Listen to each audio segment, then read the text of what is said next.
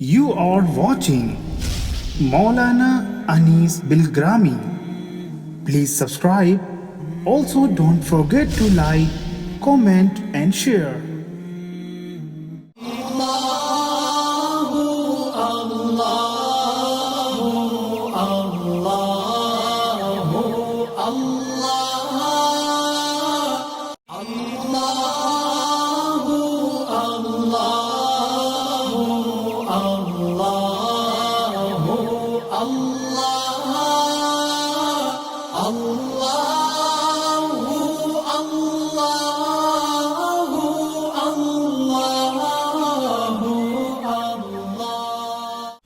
السلام علیکم ورحمۃ اللہ وبرکاتہ۔ بسم اللہ الرحمن الرحیم۔ الحمد للہ رب العالمین والصلاة والسلام علی سید المرسلین وعلی آلہ واصحابہ وازواجہ وذریاتہ واہل بیتہ اجمعین، اما بعد۔ نبی آخر الزماں حضرت محمد صلی اللہ علیہ وسلم کے معجزات میں سے ایک عظیم معجزہ آپ کا سفر معراج ہے، اور معجزے کے حوالے سے یہ بات ہر وقت ذہنوں میں مستحضر رہنی چاہیے کہ معجزے کا مطلب ہے جہاں تمام عقلیں عاجز آ جائیں، اس کا سائنٹیفک انداز میں کوئی تجزیہ نہیں ہو سکتا۔ قانون فطرت کے خلاف جب کوئی واقعہ اللہ کے نبی اس کے رسول کے ذریعہ ظاہر ہو حکم الہی سے، اسے معجزہ کہتے ہیں۔ وہاں دنیا کا کوئی انسان اپنی عقل کے حوالے سے سائنٹیفک انداز میں اس کیس کو حل نہیں کر سکتا۔ جہاں تمام عقلیں عاجز آ جائیں اسی کو معجزہ کہتے ہیں۔ رسول مکرم صلی اللہ علیہ وسلم کا سفر معراج یقیناً آپ علیہ الصلاۃ والسلام کا عظیم معجزہ ہے، یعنی یہ ایسا سفر ہے جس کا سائنٹیفک انداز میں کوئی تجزیہ نہیں کیا جا سکتا۔ فطری قوانین پر اس سفر کو نہیں سمجھا جا سکتا۔ سفر معراج کے حوالے سے انسانوں کی تمام عقلیں عاجز آ جائیں گی، اور معجزے مصطفیٰ کو تسلیم کرنے کے لیے بس اللہ کی قدرت اور ان کے فیصلوں پر ایمان لانا ضروری ہے۔ یہ وضاحت میں نے اس لیے کر دی تاکہ رسول مکرم صلی اللہ علیہ وسلم کا یہ سفر معراج منامی حالت کا نہیں، حالت خواب میں نہیں، بلکہ جسمانی طور پہ آپ کا یہ سفر ہم اور آپ دل اور دماغ کی گہرائیوں سے تسلیم کر لیں۔ یا آپ علیہ الصلوۃ والسلام کو اگر خواب میں یہ سفر کرایا گیا ہوتا تو خواب میں تو آپ بھی کچھ بھی دیکھ سکتے ہیں عقل کے خلاف، کیا وہ کرامت، کیا اسے معجزہ کہہ سکتے ہیں؟ ہرگز نہیں۔ یہ سفر معراج معجزہ مصطفیٰ بنے گا اسی وقت جب اللہ کے آخری رسول صلی اللہ علیہ وسلم کا یہ سفر بیداری کی حالت میں جسم اور روح دونوں کے ساتھ تسلیم کیا جائے، تبھی تو معجزہ بنے گا۔ اگر یہ پورا سفر خواب کی حالت میں بیان کیا جائے یا تسلیم کیا جائے کہ نبی صلی اللہ علیہ وسلم سو رہے تھے، منامی حالت آپ پر طاری تھی، خواب میں آپ کو یہ سفر کرایا گیا، پھر یہ معجزہ رہتا ہی نہیں۔ پھر خواب والے سفر کو بیان کرنے کے لیے سبحان الذی اسری بعبدہ کی تعبیر کہیں سے کہیں تک منطبق نہیں ہو سکتی۔ اللہ نے اپنے نبی صلی اللہ علیہ وسلم کے اس سفر کو جس آیت قرآنی میں بڑے جامع انداز میں بیان کیا ہے اس کی تعبیر پہ خصوصی توجہ دینی ہے، تبھی یہ سفر معراج بیداری کی حالت میں جسم اور روح دونوں کے ساتھ تسلیم کرنا ہمارے اور آپ کے لیے آسان ہو جائے گا۔ اللہ کا فرمان ہے سبحان الذی اسرا بعبدہ، پاک ہے وہ اللہ جو راتوں رات لے گیا اپنے بندے حضرت محمد صلی اللہ علیہ وسلم کو۔ اسرا بعبدہ یہ خواب کی تعبیر کے لیے مستعمل نہیں ہو سکتا۔ قرآن مجید میں حضرت موسیٰ علیہ السلام کے تعلق سے ایک وحی منقول ہے، ذرا اس تعبیر کو آپ دیکھیں تو بات بہت آسانی سے سمجھ میں آ جائے گی۔ نبی کریم صلی اللہ علیہ وسلم کی تشریف آوری سے تقریباً 1950 سال پہلے مصر کی سرزمین پر بنو اسرائیل نہایت قسم پرسی کی حالت میں زندگی گزار رہے ہیں۔ فرعون اور تمام فرعونی بنو اسرائیل پہ مظالم ڈھا رہے ہیں۔ اللہ نے بنو اسرائیل کا نجات دہندہ بنا کر اپنے کلیم حضرت موسیٰ علیہ السلام کو بھیجا۔ وقت گزرا، معجزات پیش آئے، فرعون کے جادوگروں کو شکست کا سامنا کرنا پڑا۔ پھر وہ وقت آ ہی گیا کہ میرے اللہ نے اپنے کلیم حضرت موسیٰ علیہ السلام کے پاس ایک وحی بھیجی۔ ذرا اس وحی کے الفاظ توجہ سے سنیے گا۔ وَأَوْحَيْنَا إِلَى مُوسَىٰ أَنْ أَسْرِ بِعِبَادِي، اور ہم نے موسیٰ کے پاس وحی بھیجی کہ آپ میرے بندوں کو راتوں رات مصر سے نکال کر لے جائیے۔ اللہ اکبر، کسے نکالیے؟ میرے بندوں کو، بنو اسرائیل کو مصر سے نکال کے لے جائیے، راتوں رات نکلنا ہے۔ ان اسری بعبادی، وہی تعبیر ہے اسرا بعبدہ کے اندر۔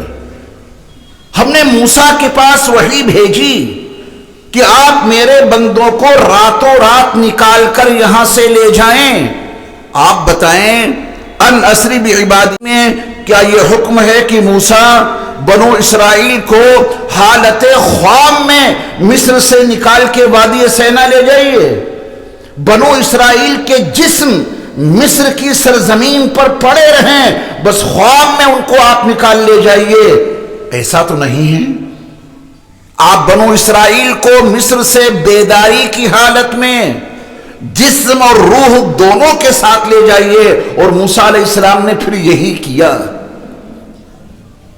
موسیٰ علیہ السلام بنو اسرائیل کو بیداری کی حالت میں جسم اور روح ما ساز و سامان کے لے کے چلے ہیں۔ تبھی تو ان کا تعاقب کیا تھا فرعون نے اور فرعونیوں نے، تبھی بحر قلزم ان کے لیے شق ہوا تھا، اور بنو اسرائیل بحر قلزم سے پار ہو گئے تھے، اور فرعون اور تمام فرعونی ان کے تعاقب میں بحر قلزم میں جسم اور روح کے ساتھ غرقاب ہو گئے تھے۔ اور بھی بہت سارے دلائل ہیں، لیکن میں نے آپ کے سامنے قرآن مجید کی ایک آیت کا سہارا لے کر بس یہ ثابت کرنا چاہا ہے، سبحان الذی اسرا بعبدہ میں وہی تعبیر موجود ہے جو ان اسری بعبادی کے اندر موجود ہے۔ اگر موسیٰ علیہ السلام بنو اسرائیل کو بیداری کی حالت میں جسم اور روح کے ساتھ مصر سے لے کر چلے ہیں، کیونکہ اللہ کا حکم ہے ان اسری بعبادی، اسی تعبیر میں میرے رب نے اپنے نبی حضرت محمد صلی اللہ علیہ وسلم کے سفر کو بیان کیا ہے۔ سبحان الذی اسرا بعبدہ، پاک ہے وہ اللہ جو راتوں رات لے گیا اپنے بندے حضرت محمد صلی اللہ علیہ وسلم کو۔ یہ سفر آپ کا جسم اور روح دونوں کے ساتھ بیداری کے عالم میں ہوا، تبھی تو معجزہ بنا۔ خواب میں اگر یہ سفر ہوتا تو یہ معجزہ نہیں بنتا۔ یہ وضاحت اور صراحت مجھے اس وجہ سے کرنی پڑی کہ فتنوں کے اس دور میں بعض لوگوں کا یہ بیان نشر کیا جا رہا ہے، اور وہ اپنا بیان صحیح بخاری کی ایک حدیث کے حوالے سے دیتے ہیں کہ رسول اللہ صلی اللہ علیہ وسلم کا یہ سفر خواب کی حالت میں ہوا تھا، بیداری کی حالت میں نہیں ہوا۔ یہ صحیح بخاری کی صحیح حدیث میں موجود ہے۔ میرے ایمان والے بھائیوں، اگر آپ کے سامنے کوئی شخص صحیح بخاری کی صحیح حدیث کے حوالے سے رسول مکرم صلی اللہ علیہ وسلم کا یہ سفر خواب کی حالت میں بیان کرے اور ثابت کر دے اور آپ کو صحیح بخاری کی وہ حدیث دکھا دے، پھر آپ کیسے تسلیم کریں گے کہ نبی کا یہ سفر جسم اور روح دونوں کے ساتھ ہوا؟ آپ کے پاس وہ علم نہیں ہے کہ آپ اس کا صحیح تجزیہ کر سکیں، اور یہیں سے امت کا ایک بڑا طبقہ آج کے دور میں گمراہ ہو رہا ہے سوشل میڈیا کے حوالے سے۔ عصر حاضر میں معتبر اور مستند علماء کی جتنی ضرورت امت مسلمہ کو ہے، اسلام کی 1450 سالہ تاریخ میں شاید امت کو اتنی ضرورت کبھی پیش آئی ہو۔ پہلے اتنے فتنے نہیں تھے، آج سوشل میڈیا کے ذریعے سے کتنے فتنے آپ تک پہنچ رہے ہیں، اور آپ نے اس سے جو کچھ سن لیا اسی پر ایمان لے آتے ہیں کہ دیکھو اتنے بڑے عالم نے، فلاں شخص نے، اتنے بڑے مفکر نے، اتنے بڑے دانشور اور محقق نے یہ ثابت کر دیا ہے صحیح بخاری کی صحیح حدیث کے حوالے سے کہ یہ سفر تو رسول اللہ صلی اللہ علیہ وسلم کا خواب کی حالت میں ہوا تھا، کیونکہ حدیث کا اختتام یہاں پر ہو رہا ہے، پورا سفر بیان کر کے نبی فرما رہے ہیں پھر میں بیدار ہو گیا۔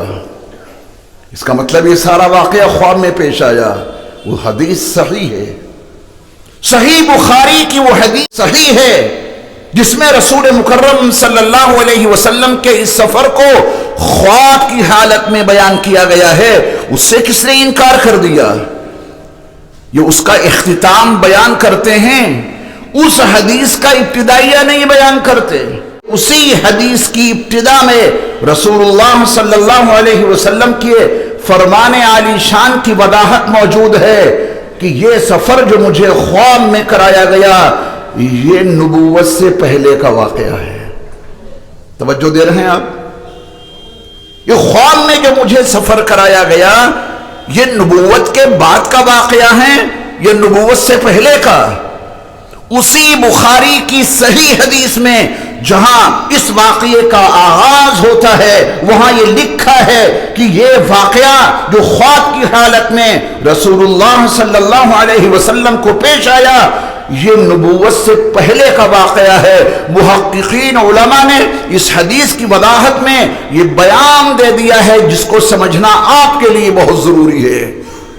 رسول اللہ صلی اللہ علیہ وسلم پر وحی کے نزول سے پہلے جبل نور کی آخری چوٹی پر بنے ہوئے غار حرا میں اولین وحی کے نزول سے پہلے رسول اللہ صلی اللہ علیہ وسلم کو میرا رب خواب دکھاتا تھا، اور ہر خواب اس کی تعبیر سپید صبح کی طرح نمودار ہو جاتی تھی۔ میرے مصطفیٰ کا ہر خواب نبوت سے پہلے بالکل سچا ثابت ہوتا تھا۔ آپ کو یہ سچے خواب نزول وحی سے پہلے کیوں دکھائے گئے؟ اس لیے تاکہ مستقبل میں جب آپ علیہ السلام پر اولین وحی کا نزول ہو تو آپ کے لیے نزول وحی کوئی اجنبی چیز نہ رہے۔ اسی طرح اللہ نے اپنے پیارے رسول صلی اللہ علیہ وسلم کو سفر ہجرت سے پہلے، سفر طائف کے بعد بیداری کی حالت میں جسم اور روح کے ساتھ معراج بعد میں کرائی۔ نبوت سے پہلے اللہ نے اپنے نبی کو ایسے خواب دکھائے جو سفر ہونے والا تھا، جو سفر معراج نبوت کے بعد، رسالت کے بعد، سفر طائف کے بعد، سفر ہجرت سے پہلے جو عظیم واقعے معراج پیش آنے والا تھا، جو جسم اور روح دونوں کے ساتھ سفر ہونے والا تھا، اللہ نے اس سفر کے تعلق سے اپنے نبی کو نبوت اور رسالت کے عطا کرنے سے پہلے اولین وحی کے نازل کرنے سے پہلے ایسے خواب دکھائے تاکہ نبی علیہ السلام کو جب وہ سفر معراج حقیقت میں کرایا جائے، جب جسم اور روح دونوں کے ساتھ آپ کا سفر ہو، تو یہ سفر آپ کے لیے کوئی عجوبہ نہ رہے۔ اس کا ایک موقع پر رسول اللہ صلی اللہ علیہ وسلم کو خواب کی حالت میں سفر کرایا گیا، اور سن 13 نبوی میں، یعنی رسول اللہ صلی اللہ علیہ وسلم کی ہجرت سے پہلے سفر طائف کے بعد آپ کو یہ سفر کرایا گیا جو سفر معراج ہے، بیداری کی حالت میں جسم اور روح دونوں کے ساتھ ہوا۔ اگر اس عقیدے میں کوئی کمزوری رہی، اگر سفر معراج کے حوالے سے جسم اور روح کے ساتھ سفر کرنے میں کوئی شک باقی رہا، میرے ایمان والے بھائیوں، یاد رکھیے گا آپ کا ایمان اللہ کی بارگاہ میں معتبر نہیں ہو سکتا۔ سائنٹیفک انداز میں تجزیہ نہیں کر پا رہے ہو، میرے مصطفیٰ کے سفر معراج کا انکار کر دیا، تمہاری کھوپڑیوں میں یہ بات اگر نہیں سما رہی ہے تو تم نے اپنے نبی کے سفر معراج کا انکار کر دیا۔ ہماری اور آپ کی اوقات کیا ہے اللہ کی قدرت کے بالمقابل؟ تبھی اللہ نے اس سفر کو سبحانہ کے ساتھ بیان کیا ہے۔ اللہ ہر عیب سے پاک ہے، اللہ ہر ضرورت سے پاک ہے۔ یہ عقیدہ پختہ ہو گیا دلائل کے ساتھ کہ نبی علیہ السلام کا یہ سفر معراج جسم اور روح دونوں کے ساتھ بیداری کی حالت میں ہوا۔ رسول مکرم صلی اللہ علیہ وسلم اپنے سفر اسراء کے دوران جو براق سے ہو رہا تھا، ایک چوتھے مقام پر پہنچے جس کا نام ہے بیت لحم، وہاں حضرت عیسیٰ علیہ السلام کا تولد ہوا تھا۔ رسول مکرم صلی اللہ علیہ وسلم نے وہاں بھی 2 رکعت نماز ادا کی۔ جبریل امین آپ کو پھر بیت لحم سے لے کر چلے، مسجد اقصیٰ کے احاطے میں آئے، پتھر ہے اس میں سوراخ ہے۔ رسول مکرم صلی اللہ علیہ وسلم نے اپنی سواری براق کو پتھر کے اسی سوراخ میں رسی ڈال کر باندھ دیا۔ اسی مقام پر ایک مسجد بنی ہے، یادگار کے طور پہ اس مسجد کا نام ہے مسجد براق۔ اور جس مقام پر رسول مکرم صلی اللہ علیہ وسلم نے اپنی سواری براق کو باندھا تھا، بطور علامت کے ایک لوہے کا گول کڑا اس مقام پہ آج بھی لگا ہوا ہے۔ یہ فقیر 4 مرتبہ مسجد اقصیٰ کے سفر پہ گیا اور 4واں مرتبہ مسجد براق میں حاضری دے کر وہ مقام دیکھا ہے اس فقیر نے جہاں رسول اللہ صلی اللہ علیہ وسلم نے اپنی سواری باندھی تھی۔ سواری کو باندھنے کے بعد جبریل امین آپ علیہ السلام کو مسجد اقصیٰ میں لائے۔ میرے مصطفیٰ علیہ السلام کی تشریف آوری سے قبل حضرت آدم علیہ السلام سے لے کر حضرت عیسیٰ علیہ السلام تک اس دھرتی پر، اس روئے زمین پر اللہ کے جتنے انبیاء و رسول تشریف لائے، تمام کے تمام نبیوں نے، رسولوں نے وہاں حاضری دی ہے میرے مصطفیٰ کے استقبال کے لیے۔ آپ علیہ السلام مسجد اقصیٰ میں اس حال میں پہنچے کہ تمام انبیاء و رسول مسجد اقصیٰ میں اپنی اپنی نمازیں ادا کر رہے تھے۔ جب میرے مصطفیٰ صلی اللہ علیہ وسلم وہاں پہنچے تو آپ نے بھی تحیت المسجد کے عنوان سے پہلے 2 رکعت نماز ادا کی۔ جبریل امین نے بھی نماز پڑھی اور اس کے بعد جبریل امین نے بارگاہ رسالت مآب علی صاحبہ الصلاۃ والسلام میں گزارش کی کہ یا رسول اللہ صلی اللہ علیہ وسلم، ان تمام نبیوں اور ان تمام رسولوں کی آپ امامت فرمائیے۔ مسجد اقصیٰ ہے، یہ رسول اللہ صلی اللہ علیہ وسلم کے سفر کا پہلا حصہ اس شان و شوکت اور اس جاہ و جلال کے ساتھ مکمل ہو رہا ہے کہ آپ علیہ السلام نے مسجد اقصیٰ میں تمام نبیوں اور تمام رسولوں کی امامت فرمائی۔ نماز سے فارغ ہونے کے بعد انبیاء اور رسول نے خطبے دیے۔ سب سے اخیر میں رسول مکرم صلی اللہ علیہ وسلم نے خطبہ پیش کیا۔ اس خطبے میں میرے مصطفیٰ نے اپنی ختم نبوت کا تذکرہ تو کیا ہی کیا، اپنی امت معتدلہ کا بھی تذکرہ کیا۔